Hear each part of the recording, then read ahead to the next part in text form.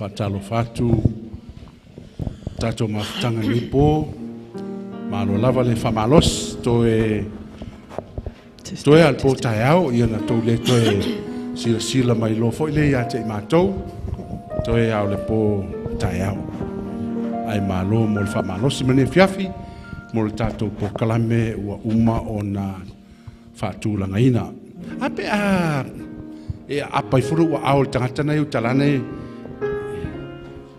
wa mai oi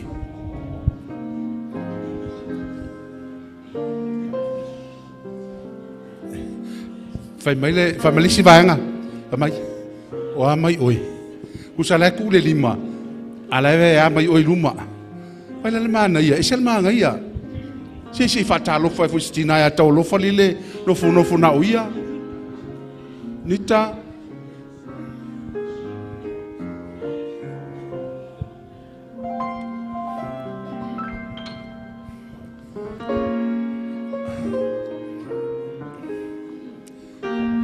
aua foi le sona fusia langa le tele na pesil fa mai aua le feasogi langa le pesil fa mai na la no fa ya tu na le tango e le lima ya na fa tato pesenga tu la fiafi fa talo fatu ya to uma le mo fa yon fa tasimal tato proclame o le afi nei tato pesel tu lu tato ie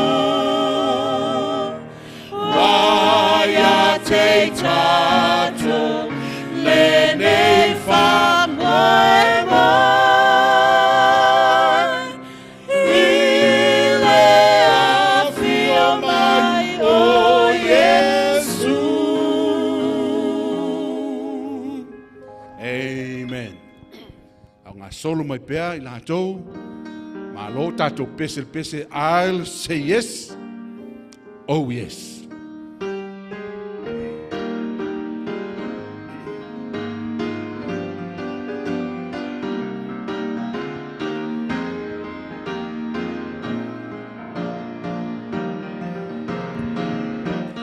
I'll say yes oh yes to your will and to your ways. I'll say yes, oh yes, I will trust you and obey. When your spirit speaks to me, with my whole heart I'll agree. Lord, my answer will be yes, oh yes. Oh, o fai lo fina ngalo o te usita ia te o feta lai mai a te a lo to o tu atu o la utali le ali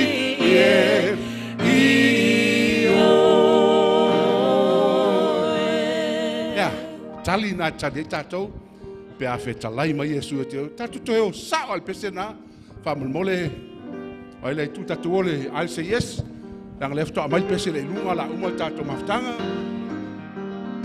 tali tanga ke siano pe a fai e fe sili mai Yesu ya to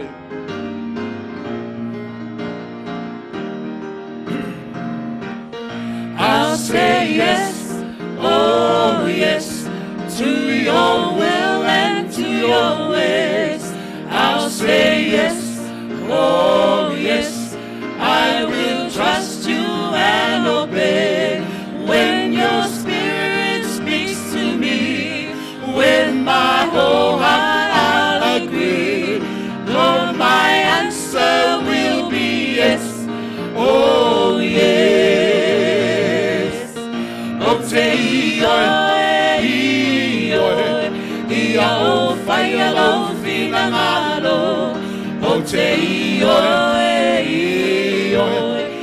te usita ia te oi, veta lai mai a te au, no uloto uatu o lau tali lea li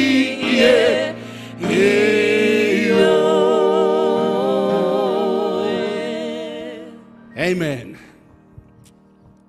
Ja, Jehova lo tua. Faiaoga tato pesenga.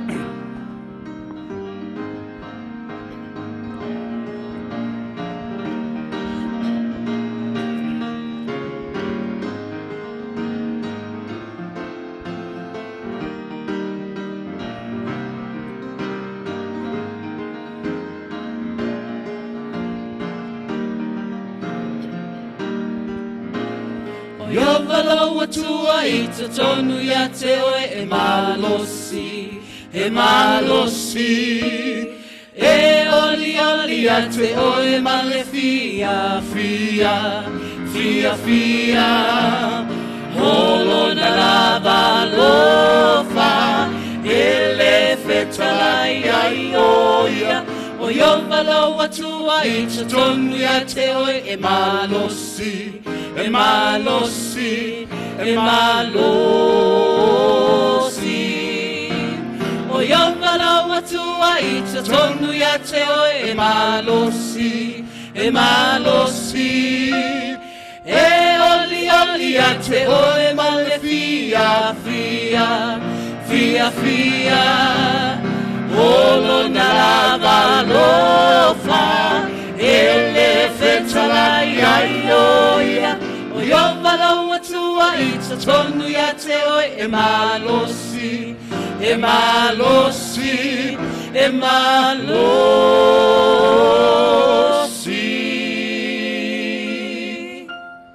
Saoa, leisi atua siri atu, siri ese to e matautia e pei o le atua le te tapoa e mo tapoa e. Lava lau ia, Jimmy ma fua. Tau mawhaia e whaongana I tatu whanau. Awa lea nga iluma soifuanga. E whaonga ina mo tato pesenga. Whaftai Jimmy ma fua.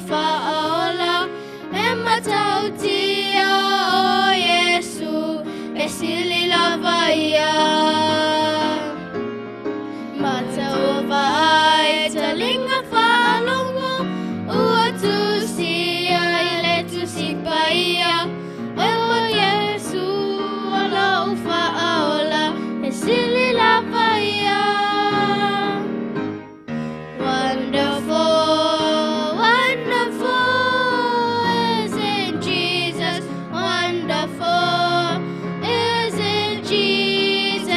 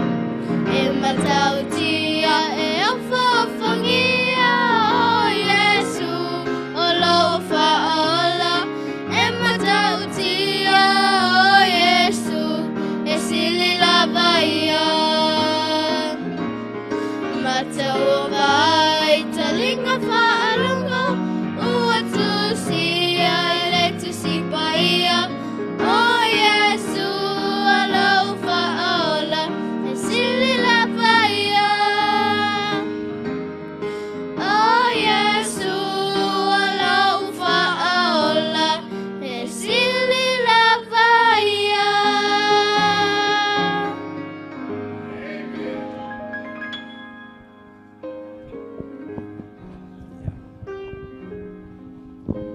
Mole le whaftai anga fua ma Timi o alo tia mole tato pese whapitoa i ne fiafi whamani atu le tua ia mo fuafuanga o le fiafi nei tato por kalame.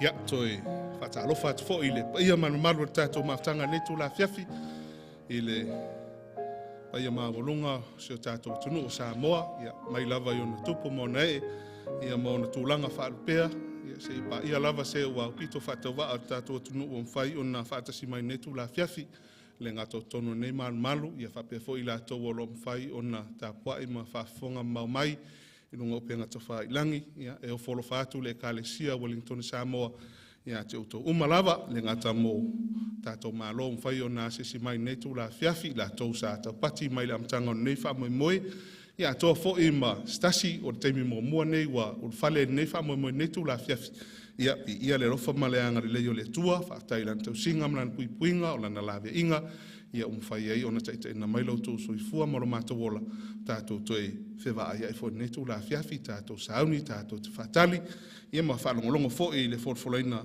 o le finangalo le tua netu la fiafi e le wha moe le o toe mamao nei maftanga le o toe umi toe o le poa tae ao i ona wha mai ina ile le sapati po le stonai i le vaenga monmuli e wha i eiri tato wha moe nei ia e talo atu ma wha malosi atu tato po kalame ia te utou, tātou mālo mwhai o nā sesi mai le ngata fo i lea le kalisia, ia, ina ia tātou wha mālosi mai o lea toi titi lava mai alu tātou wha moi moi. Nā o nei wha mnato māsani tātou au uso asiasi mai lātou mwhai o nā whaatasi mai, ia, e mwhai o nā sosane atu tātou maftanga, ia por tātou komite o loo whaanga yo ia nei po kalame,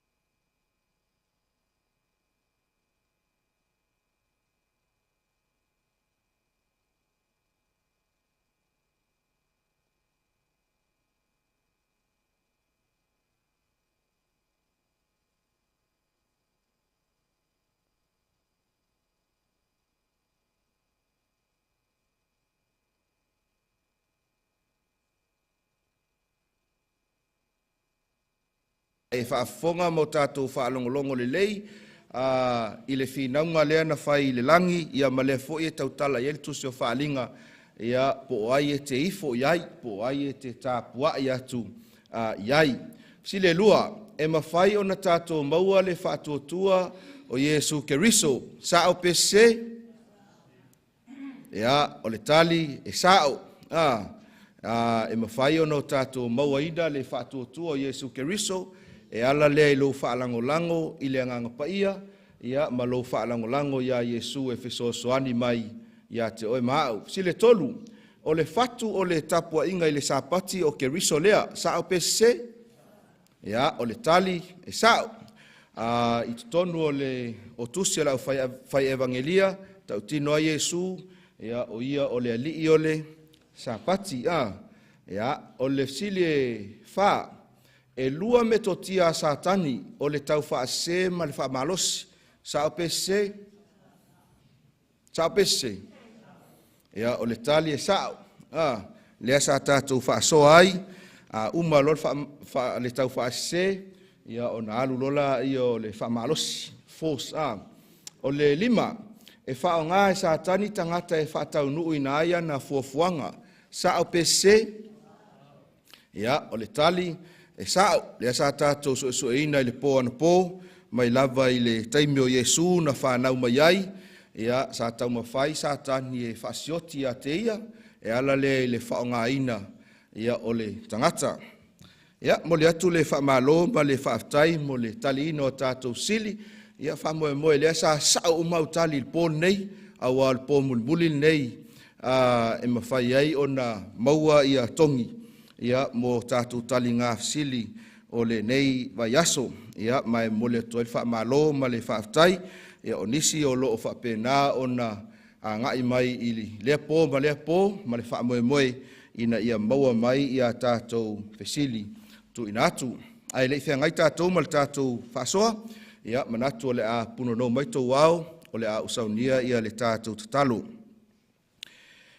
Le atua whaaftai ua maua le nei a wanoa tāua, e le ngata mātou te mafuta ai, ia o se a wanoa fo'i mātou te whasoa ai ia ua fionga paia.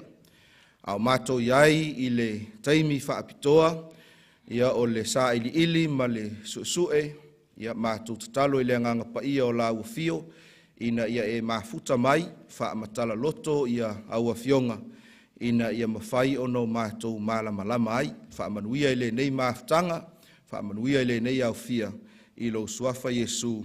Amene. O le autu o le tātou whaasoa i le afiafi nei, o le toe soso ina lea o le tātou mataupu, e pei ono tātou talanoa ai i le pō ana pō, le autu o lo ilungo le tātou ie, o le whaamau whailonga le atua, ma le whailonga a le manufe ai, lea o lo o tautala iai ia le tusi o whaalinga. E eile manatu ia te au tātou iai le nei mataupu, au tātou suesueina nei Feau, o te tatalo atu ina ia e manatua, ia ma o mawhauwhau lo loto. O Feau nei o lo tātou whaasoa ma o tātou talanoa ai, o Feau na tuu ina sao mai i le finangalo o le atua, e pei o no tātou sue ai, mai lava i le nava yaso ua tuanai, se ia o mai lava i le taimile nei, Feau na momoli mai i le finangalo o le atua, e whapewhea o no tātou iloa, ia lea vaenga e mawhai o na e sue i le whaalinga, ma tā upu mua mua a o lona whai upu mua mua, o lo whai mai ai le whamatalanga le tuspaia, o le whaalinga Iesu Keriso, na tuina atu e le atua, mai tau mai, tuina atu e le atua ia te ia, ina ia whaali mai i ana au auna, o mea e tusa o na vave o mai, ua awina mai fo e ia lana angelu e whaai loa mai i lana au auna o Ioane. Lona winga a o ina o tātou tuu i le loloto, ma o tātou mānatu natu loloto iai, ia o nei vaenga uma sa tātou sue mo tātou talanoa ai, o le finangalo lea o le atua mo soo se tangata soifua, ma soo se tangata kerisiano, e fia mauti noa, ma fia iloa, lona ala i le manuia o le langi lea ma le ola e whaavavau. Ia, mai e tu atu i au tafa ina ia manino pe a o i le taimi e whaanga solo ai le tātou whaasoa i le nei ma tā upu tā ua tele lava. O lo whaawau le tātou suenga i le whiau a le angelu lona tolu i le tusi o whaalinga. Whaalinga o lona mta upu esfuma le whaa, a o lona whai upu e iwa ma le whai upu esfulu. Sa maua le avanoa tātou te whaitau ai i le pō ana pō, mai o loo tu inatu fo ilungo le tātou ie, ina ia e sila ma e tangatangai a loloto iai ma le mautinoa ina ia manino i le tātou whaasoa. Au lea lau tau mawhai e whaitau inatu, whaalinga esfuma le whaalo na whai upo iwa ma le whai upo sfulu, o na muli atu ai lea ia te ila ua o lona tolu o angelu, ua whape atu ma le leo tele, ai se tasi e ifo i le manufe ai ma lona whaatangata. Matalia le whailonga i lona muaulu po o lona lima, e inu lava ia i le waina o le toasa o le atua. Ua lilingi ina atu e lesu ia i le ipu o lona toasa, e puapua ngatia fo ia i le afi ma le te io, i luma o le au angelu pa ia, ma luma o le tamai ma moe. Pei ono tau mai tauina sa tātou suesue i le whiau a le angelu mua. Sa tātou suesue mo tātou ai i le whiau a le angelu lona lua. E pei ona wha autu ai tātou polokalame i le nei lua vai aso o whiau e tolu wha le langi. Ao lewa tātou wo o mai i sui ui o le tātou wha moe moe. Lewa tātou wo o mai i vaenga muli o whiau e tolu wha le langi. Lea o lo iai le wha linga e sfuma le wha. Ao lona whai upu e iwa, ma le whai upu e sfulu. Wha moe moea e fo i lou a inga wha alu sou taimi, e toi su e ai ma toi whai tau, ona o nei whiau o whiau e tā ua tele lava. Sa au whai lo atu i le pō ana pō, o le whinaunga muli i le vā o le lelei, ma le leanga e o ngā tutonu iai i a tapua inga, e o ngā tutonu i le tapua inga. E o ngā totonu i le fesili, po o ai e te ifo iai, pe e te ifo i le atua foa o lo tā ua i le whiaua le angelu mua, i le whaalinga mta upe sfuma le wha o lona whai upe fitu. Po o le manu ai i le whiau la patai a le angelu lona tolu, lea sa tātou whaitawina i le whaalinga e se funma le wha o lona whai upe iwa. O le pō ana pō sa tali ai le fesili, o ai e whaasino ai le manufe ai i le tusi o whaalinga. Ai o le a foi le taimi sa tupu ai ia lea foi fuafuanga ma whatau nuu i nai. I le whaalinga e suma le whaalo na whai upu iwa. O loo whaai loa mai ai le manufe ai ma lona whatangata. Ai e leo tau ina mai e le whaalinga e suma le whai upu iwa po o ai e whaasino ai. Whapewhea o no tātou i loa, tātou te o i le whaalinga e suma le tolu a o lona whai upu mua, ma le whai upu e lua, whai mai whaamtalanga le tūspa ia, ua o tū i le one i le matawhanga, o nā ui loa ai lea o le manufe ai ua aluae nai le sami.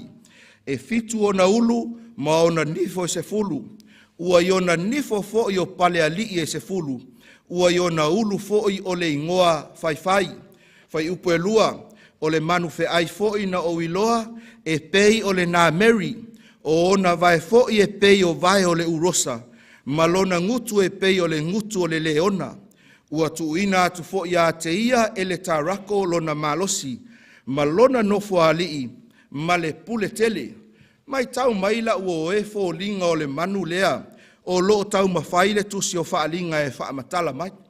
Ai a whai e te fo'i le tanielu a o lona mata upe fitu, tātou te maua ai manu e whā, pe a whai e wawe lau sue, ma wawe lau sila ma lau whaitau. A o lea lau tango e whaapupu atu. O manu nei e whā e maua ai le leona, o le nā Mary, o le urosa ma le tarako. O le manu lea o lo tau tala i le tusi o whaalinga, o lo o tu whaatasi ai fōlinga nei. Whaalinga e suma le tolu whai upo e lua e te sila maima e maitawina, e ai fōlinga e pei o le nā Mary, o na vai e pei o le urosa, o lona ngutu e pei o le leona. Tu whaatasi le manu le nei, ia manu sa whapenao na iai tusi o Tanielu. E muli muli mai tua atu o malo nei, a wape a oi no tātou suesueina, o nei manu o loo whaasino lea i malo ese. Manatua o manu ile ngangana whaavaloanga o malo. O le manu feaile nei e tu lai mai le tusi o whaalinga leo lo tātou whaitauina.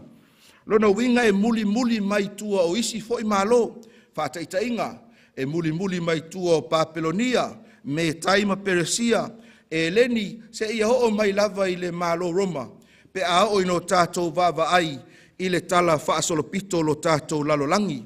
Mai tau mai le whaamatalanga, a le tuspaia, whai mai, e fitu o na ulu ma o na nifo e se fulu, ua i o na nifo foi o paleali e se fulu, ua i o na ulu foi o le ingoa whai. Tātou te whaamaonia i le tala whaasolopito, o nifo e se fulu leo lo tautala i le tusi o whaalinga, o lo whaatusa lea i vaenga e se fulu, na vai na ai le malo o Roma. Sa tātou whaasoa fo i le po ana po, i le mea maua mai ai e le manu feaile nei lo na malosi o fefo. Whai mai whaamtalanga le whaalinga sumal Tolu whai upuelua, ua tuina atu fo ia te ia e le tarako lona malosi, ma lona nofo alii, ma le pule tele. Po ai lava la le manu feai lea na muli mai. Po ai lava na muli mai ina ua uma atu Papelonia, uma atu me taima Peresia, uma atu Eleni, uma atu Roma, po ai lava o lona malosi na maua mai ile tarako, le leite le otou. Maua mai ile tarako, a o ai la le tarako. Ia, e leba whaifo i ono tātou i loa, i le vaenga o lo i lungo le tātou ie. Ai tātou te maua pe a tātou o i le whaalinga ma tā upu e sfurma le lua, a o lona whai upu e iwa, le nao lo i ail whaamtalanga le tūspaia, o le tarako o le ngata tuailea, ua i ngoa fo i le ti Apollo, o Satani o le whaasese i le lalo langi uma, o lona winga, o le tarako po o Satani, lea sa tu ina atu le pule, lea sa tu ina atu le malosi, lea sa tu ina atu le nofo alii, i le manu feai o lo tautala iai, mpo o lo ta ua i le tusi o whaalinga ma ta upu e sifunu mali tolu. Ai le taimi lava e tasi, sa tātou awa o ina ai foi. Sa wha o ngā e Satani, tangata e whatau nuu ina ai ana fuafuanga, i lo tātou lalolangi, lea sa aluatu ia tātou fisili. I le taimi o Iesu, sa wha o ngā e Satani, ia Roma whapaupau, sa maua le tātou whaasoa i le po ana po. Lona uinga la ua oe ma le au pele le afia finei. Po ai lava le manu feai o lo ta ua i le whaalinga, ma ta upe sfuma le wha, a o lona foi upo e iwa, na maua lona malosi, ina ua tuuina atu ai e le tarako, Satani lea, wha ao ngā ai Roma whaapaupau, ma tuuina atu ai lona malosi, le pule ma le nofo alii, lea o lo ta ua i le foi upo e lua o le whaalinga, ma ta upo e se fulu ma le tolu. O ai la lea na tu ina atu le pule. O ai lea na tu ina atu le malosi. O ai lea na tu ina atu ai e Roma whapaupau lona nofo alii ma le pule. Sa au whaasoa atu i le po ana po. Le taitai o le malo Roma o lona ingoa o Constantine. Ia po le se whaasa moe pulei oe o Constantino. Ina ua iloa e le tangata le nei o Constantino ua tūlanga whaale tonu lana whainga malo. Sa ia whaia ai mea lua. Leo lo ilunga le tātou ie. Mua sa ia tau mawhai ai e whaatū la whonoina le malo lo o tangata uma i le aso sa. Lona lua, ua ia ave ese mai ai lona lau mua po lona ofisa e ngā lue ai mai to tonu o Roma. Ai ave atu i leisi i tū, i le mawhai ngoa i lona ingoa, a e whapea o Constantinople. Ai i aso ia, sa ingoa ia Turkey, al teimili nei, ai tilo le wasui le ingoa lea instant pool. Ina ua ave ese lona lau mua, fai mai whamtalanga, o na avanoa ai leo Roma. Avanoa ai Roma. O ai la na ia maua ina le avanoa lea. O ai la na whapena o na nofo ea i totonu o Roma i le taimilea. Po ai foi lea na whaatumuina, le avanoa lea na alu ese mai ai ia Constantino. Matu lai mai ai ina ua alu ese o ia. Sa tātou sue mo tātou vaavai ai. E tusa ai ma whaamaumaunga ma tustusinga. Sa o tātou i loa i le pō ana pō. O le avanoa lea sa tu ina atu i le ekalesia Roma. O lona winga le au pele ma le tātou maftanga. O le manufe ai le tusi o whaalinga e le o whaasino i se tangata se toatasi. Ai o lo o whaasino i se whaala potpotonga. Ma o lea whaala potpotonga o le ekalesia Roma. Whai mai whaalinga esfuma le tolu a lona whai upe whaa. Ua lātou wifo foi i le tarako o le na tuina atu le pule i le manufe ai. Ua lātou wifo foi i le manufe ai. Ua whape atu. O ai se tusa ma le manufe ai. O ai se na te mawhaia o na tau maia. Whaalinga esfuma le tolu whai upe whaa. Manatua o le whinaunga i le wā o le lelei ma le leanga. O tau manatua. Manatua le whaalinga e sfuma le whaalo na whai upe fitu, whai mai ia o tau wifo i le na whaia le langi, ma le whanua, ma le sami, a toa ma puna o vai. Ai whai mai le whaalinga e sfuma le whai upe iwa, whai mai aua le ifo i le manufe ai ma lona whaatangata. Lona winga. O le isu o ngā totonu numeratasi. I le mea leo lo tātou tala noa ai ma tau mawhaile atua e whaai loa mai o le tapua inga. Po o ai e te ifo iai, pe te ifo i le atua na whaia oe, pe te ifo i le manufe ai. Mea leo lo tau mawhai ai le tusi o whaalinga. Whai loa mai e iai le malosi anga e tupu mai totonu i Roma. E avea mawhai ngā tapua inga i le lalolangi a toa. Mai se iau whai loa atu le vaenga tā ua le nei. E le o le mafuaanga o le poloka lame le nei ua whaingoina o fe au e tolu whaalelangi. E whaaleanga ai pe tua ina ai se talitonunga po se tapua inga. Mo loo tō silafia. O au o te tupu mai i le ainga katoliko. O le ekalesia katoliko Roma e tu i to tonu o whanua o matou ainga i savai. Pua. Le nuu malos. Ai talu ai ona o vaenga o le afionga pa ia le atua. Ua whaai loa mai ma whaamanino mai. E le mawhai ona tu ua ia vaenga i tatau ona whaai loa atu. Ina ua u whaalongo i afionga pa ia le atua. Ina ua u loa le upumonia le atua malana tus pa ia. Mai lava i le kenese tau le whaalinga. Ona u whapele i lo loto. Le ai le mea e sili atu. E fina ngalo le atua e au. Ona whaonga ai lo tangata. Ai sili lea. Ina ia tā pena ai mo le langi ma le ola e whaavavau. O nisi taimi e tua ina i le ekalesia. O nisi taimi e tua ina ai tangata asofitu ma le au whainga luenga. Ai o te talitonu. E le mawhai ona tuua ia le whaasoa atu. Ma le whaailoa atu o le fina ngalo o le atua.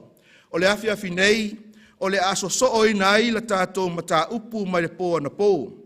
Whai tauina ai le whiau lona tolu o le angelu. Whaalinga mta upu suma le whaalo na whai upu iwa. O na muli atu ai lea ia te ila ua o lona tolu o angelu. Ua whape atu ma le leo tele. Ai se tasi e ifo i le manufe ai ma lona whaatangata. Matalia le whailonga i lona mua ulu po o lona lima. O nisi nei o vaenga tā ua sa tātou wa o ina. E whaatatau mai loa ai po o ai tonu o loo whaasino ai le manufe ai. Mo le toe whaasoa ina i o tātou i loa mamanino ai. Mua e tupu matu lai mai i to tonu o Roma. O le sātani po le tarako po o le ti Apolo, o ia lea na te tuuina atu le malosi, whaonga ai ia Roma whapaupau, lea sa ia tuuina atu le avanoa, ina ua alu ese Konstantino, mai le mea sai ai, ai avanoa i, whaonga ai loa e satani, le avanoa lea, e tuuina atu ai le nofo alii ma le pule. Lua, whai mai e avea matapua inga i le lalolangi atoa.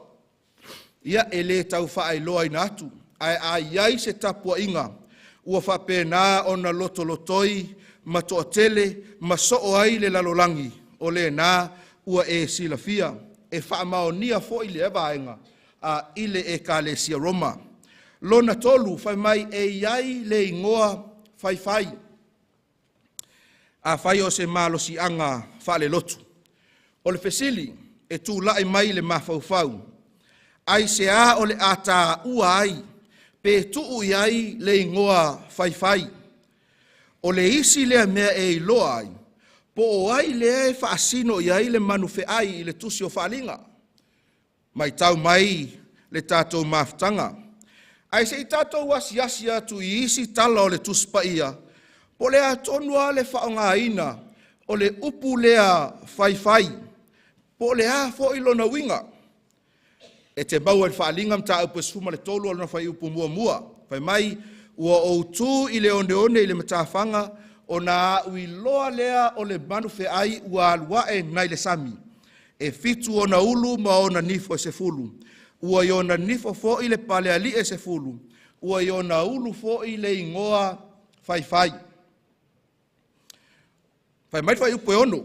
Te maua fo whai upo e ono le whaalinga suma le tolu. Whai mai, o na tautala lea o ia ua upuleanga i le atua. Ua ia upuleanga i lona suafa, ma lona whale whai. A toa ma e ua nonofo i le langi. Lona winga e fōlinga mai i mau nei e lua. O le whaalinga suma le tolu whai upu mua, ma le whaalinga suma le tolu whai upu e ono. O le upuleanga e tutusa ma le upu whai, e whai paanga, ma le malosi anga o le manufe ai. Whaalinga suma le fitu whai upu e tolu, whai mai ua ia avea fo iau i le vao i le anganga, o na owi loa lea o le whawhine, ua tie i le manufe ai mumu, ua lilo i ngoa whai, e fitu o na ulu, ma ona nifo e se fulu. E whape whea la o na tātou i loa, le winga o le upu lea whai. E whape whea o na manino pe ao tātou sueina. Tau te silafia. Sa tua ina e tangata iutaia po o taita iutaia Yesu. I le mea lea o le whai. Ioi, whai mai o Yesu sa ia whai atu i le atua. Ai se ofisili atu ia te oi. O Yesu o se tangata whai. Le ai. Ai sa tua ina e taitai Yesu i le mea lea. O le fesili, ai sea. Ioannes fulo na whai upe tolu sfuma le tolu. Le isi le vaenga e tātou te malama ai. I le vaenga leo lo o tuli loa. Whai mai le whai upe tolu sfuma le tolu. Ua tali mai utaia ia te ia. Ua whapea mai e lese ngā luenga le lei mātou te whetongi ai oe. A o le upuleanga. A wā o oe o le tangata. A ua e whai oe mātua. A e whaia se ngā luenga le lei e le kau a ia oe ngi maa. Esa. Fia tangata pe a e whaia se ngā luenga le lei. Mea nā lea tautala ia le awali ia taita i utaia. Te hele o me le lei na whaia Yesu. Ia lai fia iai. Ai whai mai la o le vaenga lea. Paule o le vaenga o le awhape nao na a fia Yesu. O na whai mai ua upuleanga. O le a le winga o le whamatalanga le awali ia. Tātou te maua lava i le mau lea. Ioane se fulu alona whai upu e tolu se fulu ma le tolu. Whai mai a wā a ua e whai oe mātua. Lona winga. So o se tangata soi fua lava. E na te whapea ifo i lona loto. O ia o le atua. O le upu leanga le nai i le atua. O le upu leanga le nai le atua. O le whai lea i le atua. Le isi tua inga lea le au farisaio ma le au tusi upu. Whai mai o Yesu a whai le atua. luka mta upu e lima lona fai upu e lua sumaletasi. O na mana natu leo le au tusi upu ma le au farisaio u fapeane o ai ea le nei wana upu leanga i le atua. O ai na te mawhaia o na wha maangaloina anga sala ua nao le atua lava mai tau maila ua oe le afiafi nei. Le winga o le upu le fai o lo o tusi mai loa ai le manufe ai le tusi o whaalinga. E lua whaata inga i le tusi paia. E loa ai le winga o le upu fai i le atua. Mua pe a fai e te whaafolinga o oe o le atua. Po o lo whaapea fo i lo loto o oe o le atua. Lona lua, pe a whaapea mai se tangata o lo ia te ia le mana, male malosi, e mawhai ai ona ia whaamangaloina anga sala. Aisea mafuanga ua iai ia vaenga ia. A wafo i ua tau mawhai le tangata e sili atu o ia i le atua. Ua tau mawhai ina ia ea le olo, ina ia sili atu i le atua awa o mea ia. E mawhai o na whai e le atua. O ia o le atua, ma le lona lua, e mawhai o na ia whaamangaloina a tātou angasala. I tua inga la nei na tua ia ai, e le ngata o taita i utaia, e le ngata o le autusi upu ma le au farisaio, na o lātou tua ia ai Yesu, e le whaamaonia. Aisea, le ango Yesu o ia o le atua. E feso mata upe tolu fai upe iwa. E mawhai o na ia whaamangaloina a tātou angasala. Pe whaamata ea la i le ekalesia Roma. O lo o whaatusa i ai le malosi o le manufe ai le tusi o whaalinga. Pe whaamata ea sa mawhai o na tuina atu i ai ia le malosi lea. Pe whaamata ea e i ai ni winga whaapea sa mawhai o no lātou whaia. Se o tātou su e ai. E lua awa onga ale ekalesia Katoliko Roma. E tūlanga ese ai maisi tapu inga. E lua. Ma manino mai ai le vaenga o loo tā ua i le tusi o whaalinga. Mai tau mai, mua o le lātou mau whai mai, o loo ia te i lātou le malosi e whaamangalo ai hangasala. Lona lua, o le tau avehina lea e le taitai po o le pope o le tūlanga, o ia o le atua i le lalolangi atoa. Ia, se taimi o na whaelo atu la ia o me maua mai ai, ia vaenga nei, ai, mai tau mai la uopeleina i le afiafi nei.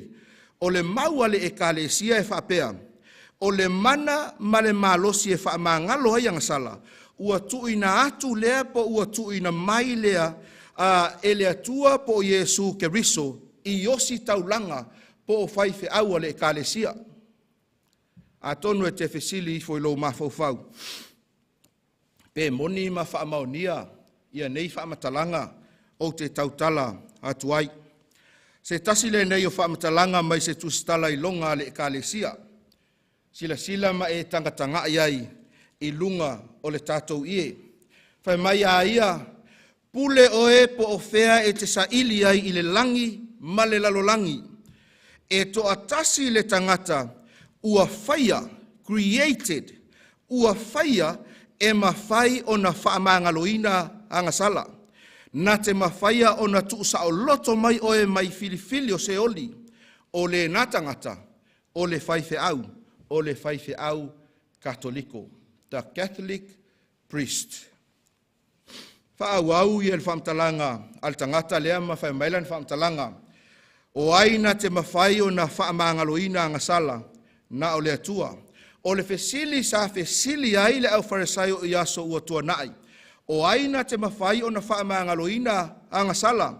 O le fesili fo i lea o lo fesili ai farisaio i le taimile nei. Ai whai mai le tali al tangata lea sa haia tūsia i el vaenga lea whai mai. And I answer. O na o tali ai lea e iai le tangata i le lalolangi. E mawhai o na ia whaamangaloina angasala. O le na tangata. O le whaife au Katoliko. Lono winga ele mwhaife au asfitu na whamangalo tōng sala, I'm sorry. Ai mawhai i le vaenga lea. Pe a whaapea o le vaenga lea o lo tautala i ai le tuspa ia. O le as whaamtalanga le tuspa ia. O le as whaamatalanga le afiong pa ia le tua. Mua mwalti mo te olo na mta upe lua no whai upe lima whai mai. Au a e to atasi le tua, e to atasi fo i le puluvanga i le atua matangata o le tangata o Keriso Yesu lea. O le fasili. O whea na o ai le manatu lea i le ekalesia. E mawhai e le whaife au katoliko o na whaamangaloina anga sala. O le manatu e whapea. Taluai ona o tātou o tangata. E le ato atoa la tātou wa miotonu. E le o tātou o ni tangata paia. Ma e le mawhai ai ona o tātou o atu i luma o le atua. Tātou te mana o mia ai se puluvanga. Tātou te mana o mia ai se isi e tū i le vā o le tangata ma le atua. Tō te silafia. E sao ma whaamaonia ia le whaamatalanga. O tātou o tangata angasala. E le ais o tātou wa miotonu. Ai vi ia ma whaafetaia le atua i lana fuafuanga poto. Ma lana polo kalame. Ua tuuina mai ai Yesu Keriso. O ia o lea lii ma le whaaola. O ia lea o lo tātou puluvanga. Taluaila o nao whaife au. E peo au. O tangata ngasala. E pei lava o tātou uma. E le mawhai o na avea i tātou ma puluvanga. E le mawhai o na avea i tātou o puluvanga i tātou te tutu ai i le vā o le tangata ma le atua. Ona o lea ua auina mai Yesu Keriso. Lea ngai mana o mia fo i le whaife au ia se puluvanga. O au makoyo o mga o mia. Mana o mia e tangata uma. Peitai o le awa onga le ekalesia katoliko a ua whaasoa ina mai, whai mai ua tufa mai e le atua lo na lofa tu noa i whaife au o le ekalesia e ma whai ai o na whaamangalo. Whaamaoninga le nei o le whaamtalanga. Whai mai ia se tasi o whaamtalanga na tūsia i lunga o se pepa. Ma o lato whaapea ai. No forgiveness directly from God. Upuale taitai po upuale pope. Whai mai le mua mole yoane mua mualo na whai upo iwa. Ai a whai tātou te whaali a tātou angasala. E whaamaoni o ia ma le amiotonu. E whaamangalo ai i a tātou angasala. Ma whaamamama ia i tātou i a mio le tonu umalava. Amene. O le saolotonga lea ale tangata Kerisiano. I le taulanga na whaia Yesu. Tātou te le mana o mia ai se tangata e tau i ai a tātou angasala. Ai tātou te o saolava i le atua ia Yesu Keriso. Mana o mia e tangata ia le taulanga o Yesu. Mana o mia e tangata le osi taulanga o Yesu. E le mana o mia ai ni osi taulanga i le lalolangi nei. E sui tu langa ia Yesu. O ia o le whaola, o ia o le osi taulanga. Nisi nei osi tanga mai tususinga le kalesia molou silafia. E leo tu ina atu ia whaamatalanga nei ona o se eisi tūlanga. Ai ina ia manino ai la tātou vaai, ma le tātou mata upu o lo o tuli loa. Ile nei i tūla fiafi. Whamai, the Pope is of great dignity and so exalted that he is not a mere man, but as it were God, and the vicar of God. Whamai, taluai ona o le mamalu ma le sili ese, o le tamaloa. Ua pei o ia o le atua. A le vahenga leo lo o soso atu ei whamai, and the vicar of God, o ia ua sui tūlanga i le atua. Sila mai tangtanga iai, hence the Pope is crowned with a triple crown, as King of heaven and of earth and of the lower regions. The Pope is as it were God on earth, chief King of kings. Faiaoga ia le sitanga, whamai le whamtalanga, to whom has been entrusted by the omnipotent God direction of the heavenly kingdom. Whamai ua tuuina mai e le atua pule ao i mea uma. Ia vaenga uma ia i le pope. whaawau ia le isi si tanga matango fie lea. Whai mai, complete submission and obedience of will to the church and to the Roman pontiff as to God himself. Mai tau mai le au pele i le afi nei. O le whamtalanga al tangata lea sa ia whapea mai ai. We the popes hold upon this earth the place of God Almighty. Pele o vahenga ea ia leo lo whaailoilo. Mai o leo lo au mai i le tusi o whaalinga. Lea o lo tātou suesueina. Ma le tele o isi vahenga e mawhai ona e alu o e te sa ili. Ina ia manino ai i le tūlanga o lo iai le suesueina o fe au e tolu whalelangi. Whai mai whamtalanga le tuspaia. Tā ua ia te au. Aua ne i wha se tasi ia te o tou. I se tonga fiti e tasi. A wā e le o mai le nā aso, se ia muai o na taunuu o le te ese, ma ia whaalia mai o le tangata o le angasala, o le tangata lea o le malaia, tau te le manatu ea na o whai atu ia mea ia te o tou, a o tātou iai ma o tou.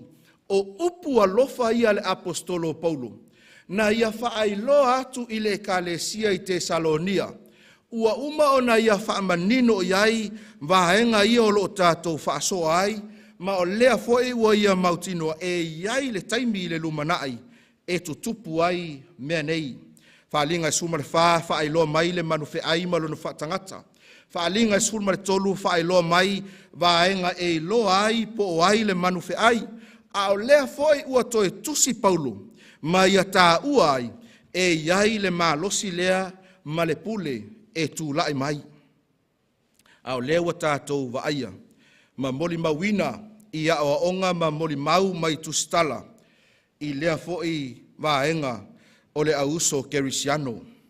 E iei foi malesi vaenga e loa ai. Whaalingam tā upe suma le tolo no whai upe lima. Pai mai, ua avatu fo ia te ia le ngutu e tautala ai, upu te tele, ma upu whai. Ua tuina atu fo ia te ia le pule, e tau ai le taua i masina e whanga fulu ma le lua. O le alo na uinga, o le vaenga lea. Sa tātou tala noa i se tasi o tātou polo kalame ua mawai atu. E whata tau i whainumera o tausanga maaso. O lo tuina atu i lunga le tātou ia le awala e tātou te mawai. Mai o le whase fulu ma le lua masina, o lo tautala ia ile tusi o whaalinga, ma tā upe suma le tolu whai upe lima, e tutusa le lei ma le afe lua se lau ono se fulu tausanga pōngi sā. Taimia sa tu whaatasi ai le lotu ma le malo, ma whaamalo si ai a la tō tū la whono, ai sa wā ina ai tangata whaamaoni o le atua. E te maua foi, o le pule lea na a mata mai i le ti a lima, tolu walu, se ia o atu i le tausanga ti a tasi fitu iwa walu. Ma e ai ia le taimi lea o lo taua e iai le pule a le manu fe ai lea. O na alia, o le fesili tele le na. Tau tilifia, ma natu nisi le tala whaasole pito. O le iunga lea o le mahalosi anga, o le manu fe ai le tusi o whaalinga. Peitai, whai mai whaalinga suma le lua, suma le tolo na whai upe suma le lua. Ua whaifo e ia le pule uma a le ulua i manu fe ai. I ona luma, ma ua whaia e ia ona ia ifo o le lalolangi. Ma e ua no nofo ai i le ulua i manu fe ai. O le ua mafu lo na foa na whai a mate. E ui lava sa ia i le taimi na ngata ai, ma e iai fo i mafua anga. Na whapena ona i loa ai le fuafuanga lea. Ai sa whapena ona valo ia le tusi o whaalinga. E iai le taimi e toe tū lai mai ai. E iai le taimi e whapena o na toe tū lai mai ai. Tu ina atu ai le malosi ma le pule. E wha wau ai i a ana fuafuanga. Tato moli mawina le taimi le nei le tū lai mai. I le malanga ta amilo ai le pope i le lalolangi. E avea ma ampasa o le file mu. Tato te mai tauina ai le lolofi atu i le tau whai afe ma afe o tangata e tō tele. E o i taitai o malo ese ese. Ua lātou songi atu i le mama o loo i lona lima. i le mamalu ma le fiafia ua latou feiloaʻi atu i le tagata. E o ai atu nuu e le kerisiano, ua latou talia ai ia le pope o le taʻitaʻi a mio le lei o le lalolangi. Mai tau mai o le taʻitaʻi a mio le lei o le lalolangi. I nisi o suʻesuʻega. O loo faapena ona iai ia le vaega lea e faatatau. I taʻitaʻi a mio le lei e faapea. Silasila ma e faitau i le vaega o loo i luga o le tatou ie. Ae fai mai ia nai vaega e faailoina atu. E tali tonu tangata whaingaluenga, e tali tonu pule, e tali tonu taʻitaʻi, e sili atu le whaanatinati ma le manaʻomia, o se taʻitaʻiga mio lelei i le taimi nei nai lo se isi lava taimi.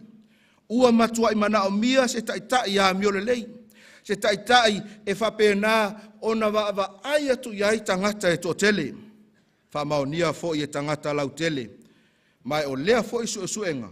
Ua iloa ai, le ai o se whaatuatuaina o taʻitaʻiga o whainga malo. Ua manaʻomia, ua matuaʻi manaʻomia se tangata e tulaʻi mai. Tuufesili le miliona o tangata. E iai ea se tasi a mio lelei. E mawhai ona tulaʻi mai i le taimi lenei. E whetaui na te taʻitaʻiina le nei lalolangi. O ai e mawhai o na whaaloalo maava uma i ai tangata. Pele o leitu a i ngā taimi e leo loo e soifua ma o wolahai. Pe a whai e manatu e toe tu whaatasia le lalolangi i le taimi nei. Ina ia mawhai o na o mai whaatasi tangata. Taimi o loo i ai le lalolangi i lona vevesi. Taimi o loo i ai le whaelonga lanu i so se vaenga o le lalolangi. Taimi o loo i ai ma alo ma tunuu o loo tau ma femisa ai. Le lalolangi o loo fia whaalongo i se leo malu, se leo filemu, e toe au maia whaatasi umatangata. Lalolangi le mautu, ma le mautinoa. Le lalolangi o loo whaatupula ia ai le fia ai, ma le matitiva o tangata i aso uma. Lalolangi o loo tele ai, whaalawe whaanatura, ma ngao si ai le tele o mea whaingaluenga po a upenga wha niukilia. Pe a o ina pa u le tamau a inga. O mai wha mai. E iai le wha moe moe. Mai iai le talitonunga. O le a maua lunga ai le manaonga. O le tutu wha atasi o tangata. O le lalolangi. O le fesili.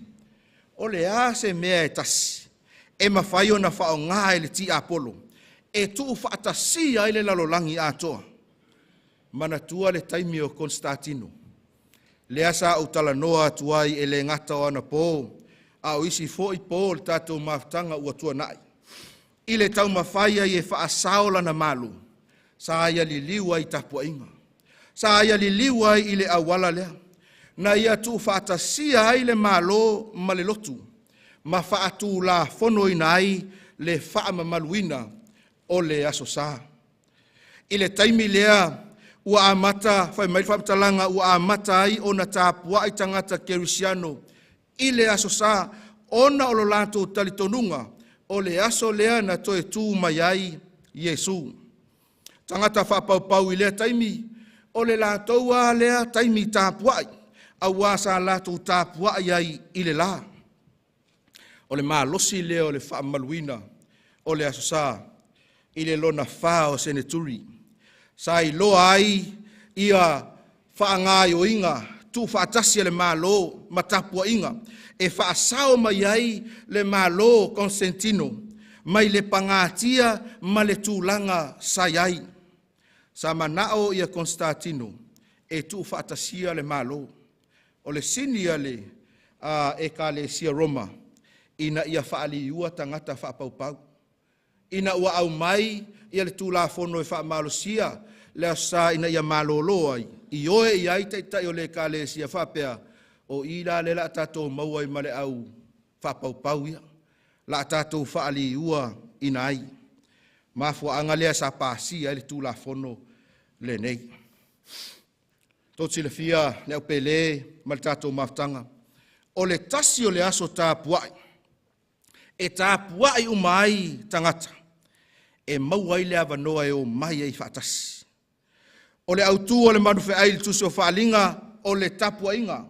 O lo tau lai po o ai e pule, po o ai e ifo ai, a o ai e te tau ma ono mea o na ave ai la tātou whaaloalo le ava ma le mingau. Ina ua suia le sāpati al tuspaia i le urua i aso le vai aso. Sa whaita wina ele e ka le sia Roma, o le lātou pule a toa lea na sui ai. Whai mai ia se tasi o tususinga, o loo whape nā o no tātou maua ina.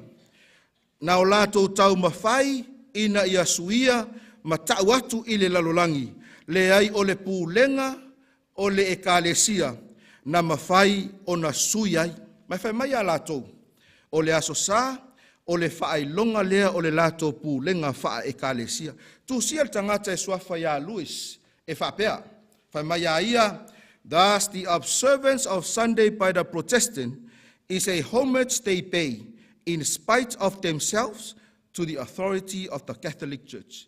Whai mai a ia, o le tausiaina po le whaamaluina e lotu protestano, o le aso sā, o le lātou whaalo alo atu lea i le pule ale e kalesia katoliko.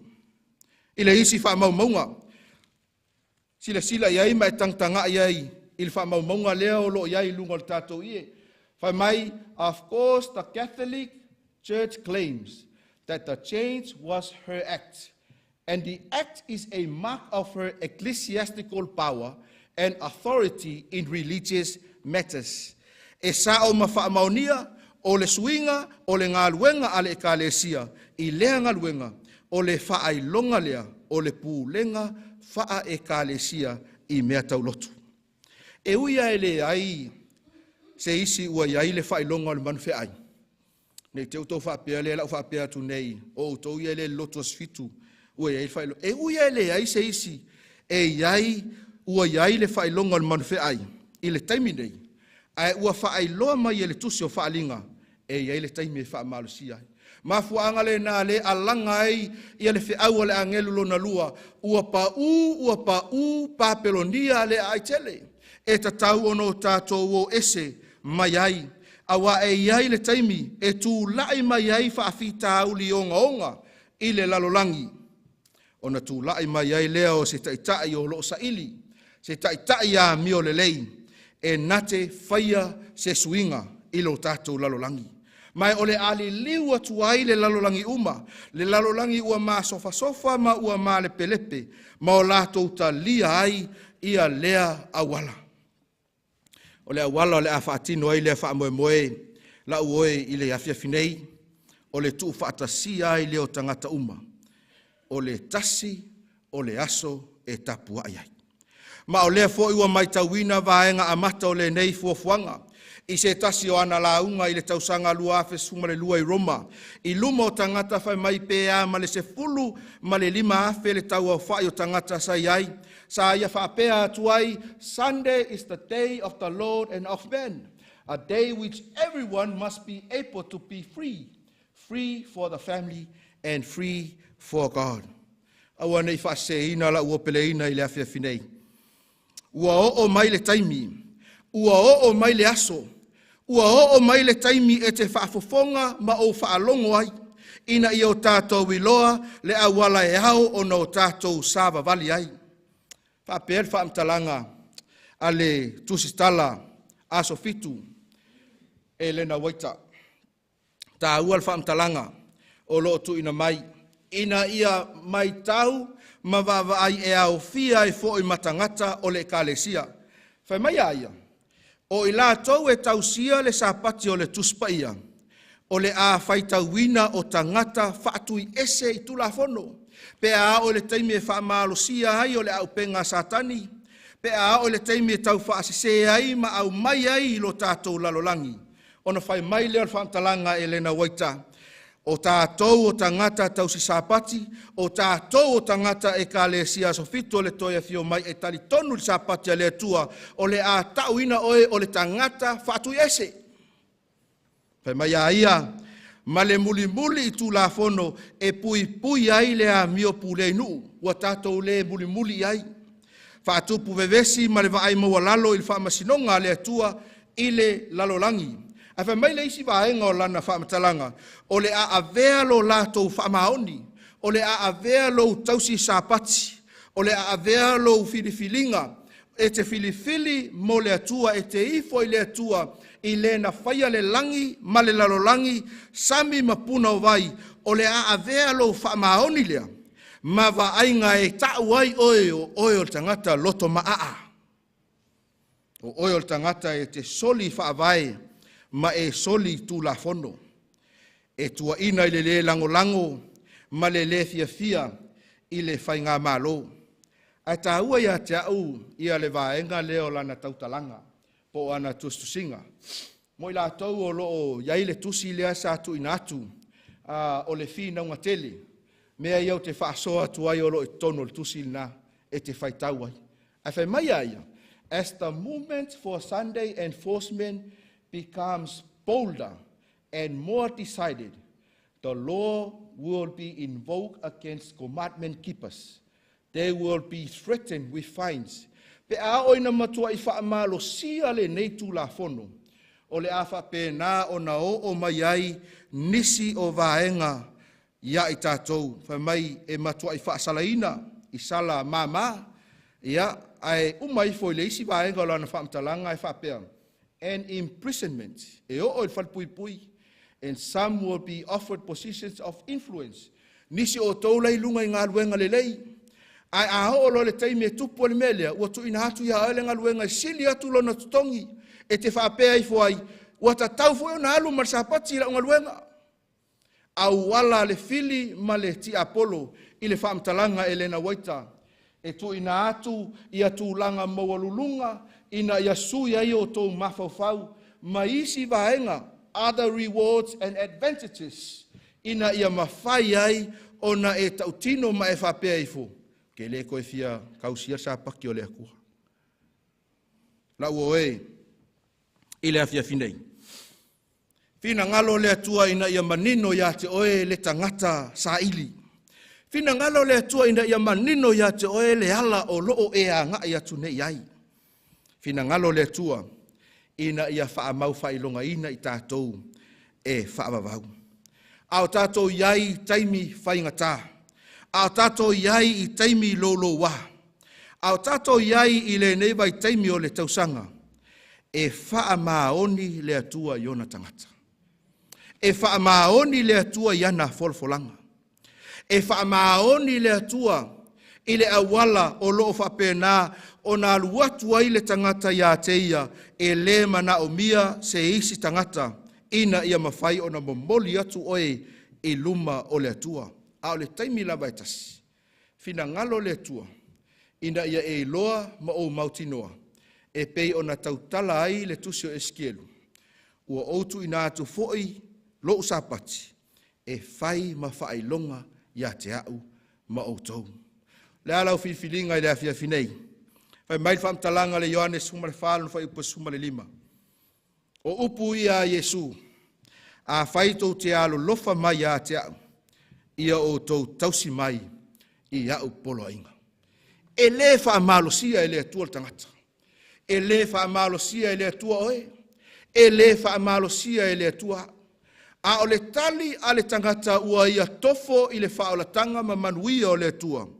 E muli e savali ma tali atu I le atua I le alofa. Awa ngai mai ia le au whaipese. Langi ina le vi inga o le atua. Pea ona o whailoa atu isi foi pō le tātou maftanga. Ua le avea le sio manga o loo tātou iai. E te manatu mai I le vala aua le atua. Ai o taimi uma e te whaafofonga ma o whaalongo ai le upu le atua. E musu ale angangapa ia o le atua. E musu I lau loto. E musu I o tātou mawhawhau. Mai o lau tatalo I le afia finei. A usu ina le nei vi inga. O le vala au lea le atua mo oe. O le vala au lea le atua mo au. A whai e te whalongo ina. O lo musu le anganga o le atua ia oe. Ina ia whaamau whailonga ina oe whaavavau ia te ia. E ala I le anganga pa ia malona lofa tu noa. E te fiatali le vala au. tūlai. Tūlai e tau i le atua. Le atua e lei au mai a fua hau i nei. Whaafetai le avanoa wa o sawai. Ina ia o wiloa ma o langona. Le ai e iai mea ia e tutupu le lumanai. Ai o te fia saunga le mu. O te fia malu iou a au. Whaafonga le vi ingo le atua le alangi.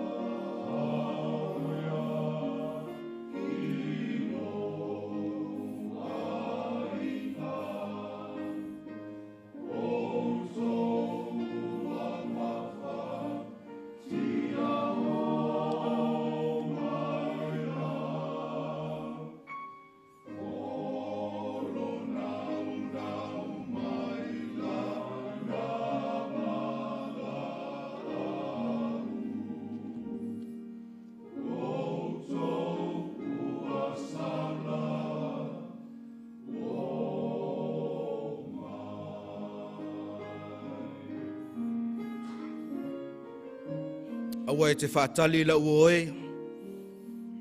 A e whaalongoina le musmusunga le anganga paia i lo loto. Tūlai e te tali le wala aua le atua.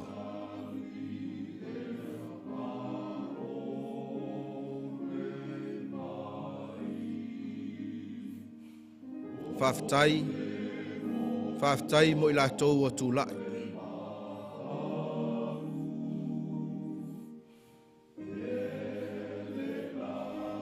O lo tūlai e te tua o e moe. E te tua o e mai whapea atu i le tua. Pangalo wa lofa. Pangale te leo lo wa lofa tūnoa. Wa e whaalia mai ai ma e whaali mai mea lilo. Mo au i le awhia finei.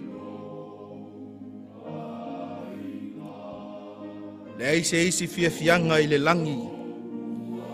Pe ao ina fo i le tangata i lona a inga.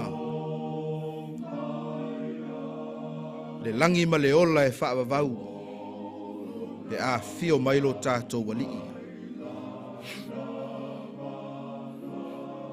Bala aua le atua e le umi.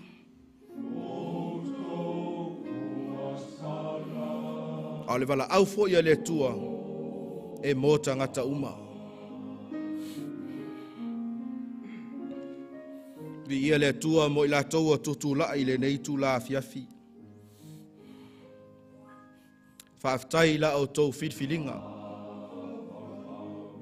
Sila fia e le langi lau fitfilinga i le so. Paul nei. Pui fo i ma leo leo o e le atua i taimi whaingata. O lo tātou lalo langi.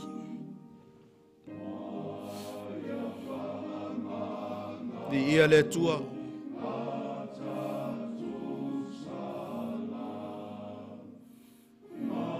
Le isi mea na saua ilo tātou whaola. Na fio mai o ia e sa ili ma whaola le tangata ngasala. Tangata iei o e maau. Tātou te laina tutusa i luma o le atua. Te le sau e tau mai au se mau whaale tonu i le whaife au. A lea ia Jesu ke riso. O ia o lo tātou puluvanga. O ia e ave uma iai o tātou whaingatā ma o tātou tatalo. Se mea o loo lilo e lou loto, tau i le atua, tau ia Iesu Keriso, o ia o lo tātou puluvanga.